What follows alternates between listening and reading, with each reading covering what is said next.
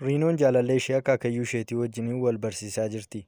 Bakka teesses kaatee nyaata garaagaraa fiduudhaaf yoo jettu achumatti kufti. Gara hospitaalaa yeroo deemtus dooktaroonni Riinoo irratti dhukkuba arganiin baay'ee na'an. Namoota 100,000 keessaa nama tokko qofa dhukkuba qabu ta'uu isaatiin itti himuuf illee sodaatan. Kabajamtoota hordoftoota keenyaa viidiyoo kanaan waan 100 kan jedhamu seenaa fiilmii jaalalaa onnee namaa rarraasu qabannee isiniif dhiyaanneerra. Akka jaallattanu abdii guutuu qabna.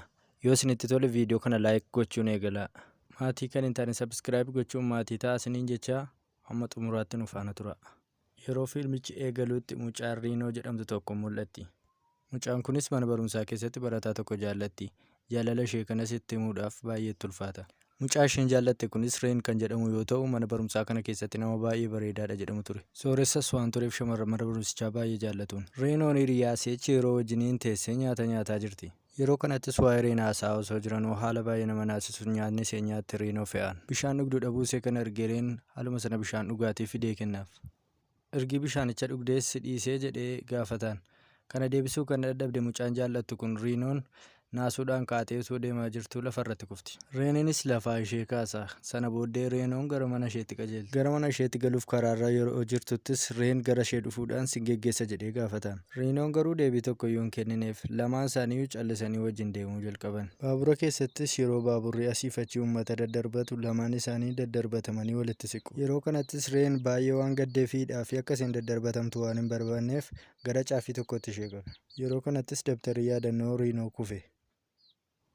Guyyaa itti aanuttis gara mana barumsaatti yoo qajeeltu qormaatarra waan turaniif fuuldura ishee kan taa'u Reen gara boodaatti garagalee qormaata booda sin barbaada waan sitti himuun qaba jedhaan. Riinoonis gaaffii jaalalaanaaf dhiyeessa jettee tole jetteef. Qormaata boodees akkuma qormaatni dhumeen Riinoon fiigaa gara isaatti yoo qajeeltu Reen dabtara yaadannoo isheen baabura keessatti gatte fuudhee kennaaf.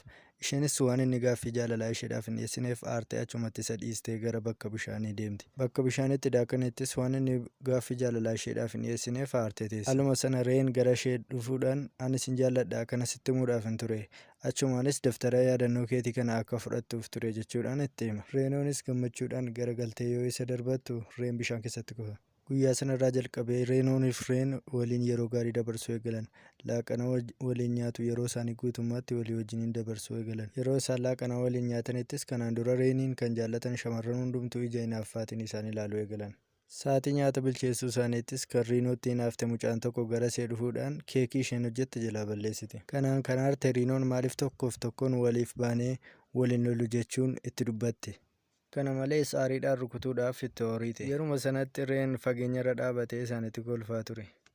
Guyyaa itti aanuttis mucaan Riinoo jedhamtu kun jaalallee ishee akaakayyuu isheetii wajjiniin wal barsiisuudhaaf fuutee gara manaatti galti. Yeroo sanatti haatis abbaansis akka du'anii fi akaakayyuu isheetii wajjiniin akka jiraattu itti himti.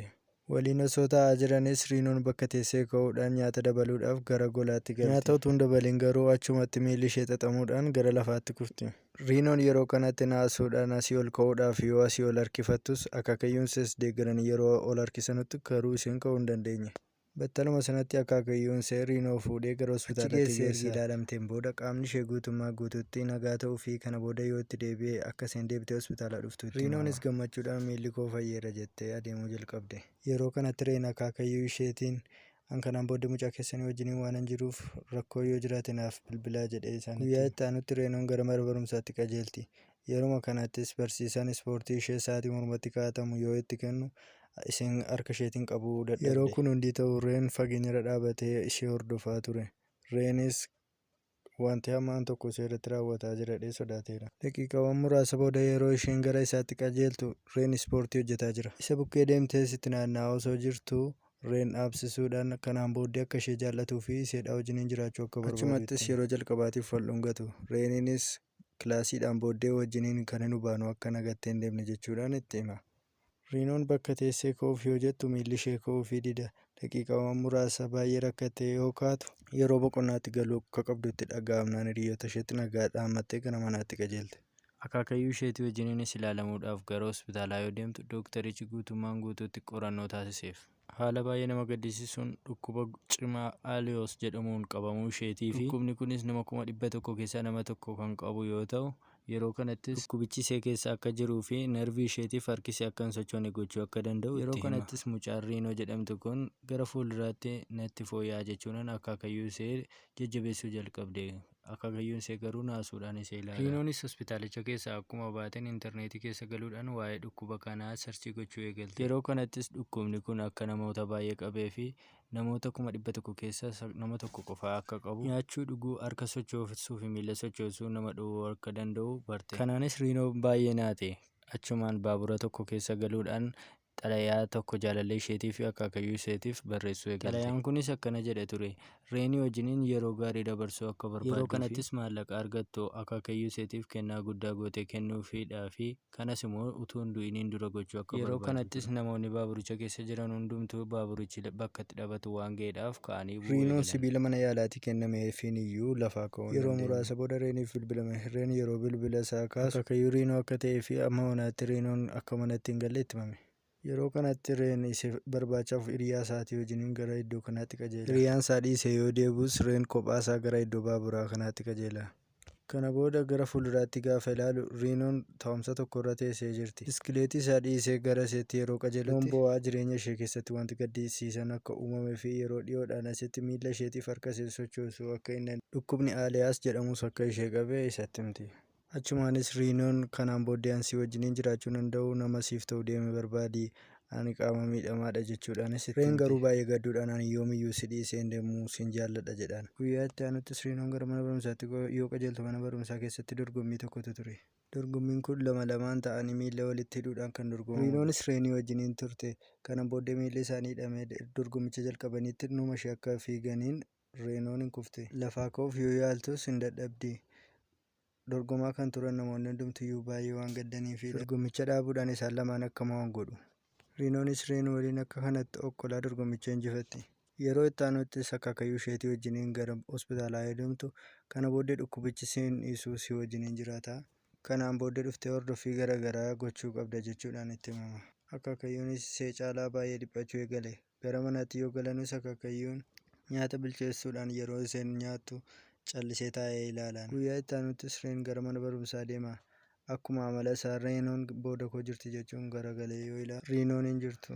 Kanaan gadduudhaanis gara mana isheetti qajeeluudhaan karaa maskootii yoo ilaalu Reenoon bo'aa fi okkolaa deemtee hammattiin. Wanta doktarichi itti hime hunduma isaa tokko tokkoon itti hime. Reen mana barumsaatti deebi'uudhaan kophaa isaa mana kutaa tokko keessatti ofitti cufuudhaan iyyuu eegale. Achumaanis Reen Riinoo gammachiisuu akka qabuutti dhaga'amuudhaan gara mana isaanii wantoota adda addaa gochuudhaan fuudhee deemuu eegala. Waa'ee dhukkuba ishees akka isheen irraanfattu gochuu eegala. Guyyaa itti aanuttis Reen buna fuudhee kutaa isheetti osoo galaa jiruu Riinoon kana booddee hariiroon keenya hin dhaabbata, dhukkubsataadha wajjiniin maal goota hin dhiphatin jettiin. Reen kana yeroo dhaga'u naasuudhaan haasa'uu dadhabee akkamitti akka kana naan jetta, hawwiin koo si wajjin jiraachuu si gammachiisee jiraachuudha jedhan. Gammachuun jiraannaan wanti biraa hundumtuu haa turu jedhee sitti dubbata. Yeroo kanatti Riinoon baay'ee gammaddee ija isaa keessa ilaalu. Reeniinis sa'aatii kana booddee qabnutti hin bashannannaa, mana barumsaas eebbifamuudhaaf geenyeerra jedha. Guyyaa itti aanuttis Riinoon gara mana barumsaa deemtee kilaasii waggaa isa xumuraa teessee dhaggeeffata. Yeroo kanattis kaatee gara mana fincaanii adeemti. Mana fincaanii keessas yeroo dheeraadhaaf turti. Kan hubatte hiriyaan Jeeroon waan isheerra ga'e ilaaluudhaaf jettee gara sanatti qajeelte. Yeroo sanachi keessatti Riinoon socho'uu waan dadhabdeef ofii ishee irratti qulqulloofte. Torban booddee Riinoonis gara hospitaalaatti qajeelte. Yeroo kanatti dooktariinis namoota dhukkuba gosa isheetiin qabamanii wajjin qaama isaa guutummaatti sochoosuu hin danda'u ture. Yeroo kanattis Riinoodhaan akkas jedhee itti hima. Ani yeroo kanatti harka kootii fi qaama koo guutummaatti sochoosuu hin danda'u. Ati galata kee jechuu qabda. Galata kee jedhiitii jireenya kee jiraadhu jedhan. Riinoonis gara manaatti galtee akaakayyuu isheetiin Reeniidha wajjin iddoo ta'e deemtee daawwachuudhaaf akka ta'ee fi amma yeroo kanatti iddoo kana yoo deemtee hin daawwanne yoomiyyuu taanaan daawwachuu akka hin dandeenyee fi siree irratti hidhamtee akka haftu akaakayyuun ishee soddoo barbaadde deemtee bashannanuu dandeessa. Inni caaluu ati gammaduudha jechuudhaan itti hima. Guyyaa itti aanuttis Reenooniif Reen bashannanuudhaaf gara Tookiyoo deeman. Riinoo gammachiisuudhaaf iddoo hundumayyuu fuudhee deemuu eegale. Baatee bosona keessa ergi deemeen booda akka dhiyan iddoo ta'e deemanii ciisu. Reeniinis urjiiwwan gaafa ilaaltu maaltu sitti dhaga'ama jechuudhaan ishee gaafatte. Reenoon yeroon urjiin ilaalu maatii koo balaa konkolaataatiin dhabee yaadadha jechuudha. Achuma harreen waa'ee jireenya ishee yaadaa fi gaddaa ergasiis guutummaa Tookiyo keessatti yeroo gaarii ergi dabarsaniin booda gara biyya isaaniitti deebi'u. Yeroo kanattis mucaan Riinoo jedhamtu kun qaama miidhamtuu akka taatee fi miila ishee sochoosuu akka dadhabde fiilmiin kun yeroo kanattis Reen gara mana barumsaatti fidee ishee dhufuudhaan gara taa'umsa isheetti otoo hin taane wiilcharii irraa fuudhuudhaan yeroo kanattis Riinoon seenaa jireenya ishee guutummaatti barattootaaf ergi dhiyeessiteen booda kan isin gaddisiise yoo jiraate dhiifama jetti. Kana booddee miila koo sochoosuu hin danda'u. Barumsa koo saddaan kutuudhaafanii jechuudhaan barattoonni hundumtuu waan baay'ee gaddanii fi taa'umsa isaanii irraa ka'anii wanti ishee barbaachisu guutummaatti yoo jiraate akka ishee deeggaranii fi akka ishee bira dhaabbatan barumsa ishee akka isheen addaan hin kunne itti himan. Riinoonis ji'oota booda gara mana barumsaa kanaa yeroo deemtutti guutummaa barattootaaf fuuldura dhaabbattee barattoonni hundumtuu harka rukutuuf eegalan. Guyyaa eebbaattis barattoonni jireenya keenya keessatti barattoota shamarranii argine keessaa gootittiidha jechuudhaan waa'ee siyaasa eegalan. Riinoonis mana barumsichaa keessatti qabxii gaarii fiduudhaan barattoota kaanii wajjiniin walqixa eebbifamte. Riinoonii fi Reen gammachuudhaan walii wajjin jiraachuu eegalan. Kabajamtoota hordoftoota keenyaa. 100 fiilmiin jedhu asirratti dhuma. Waan hordoftaniif galatoomaa. Fiilmicha irratti yaada qabdan koomentii irratti nuuf kaa'aa. Yeroo gaarii.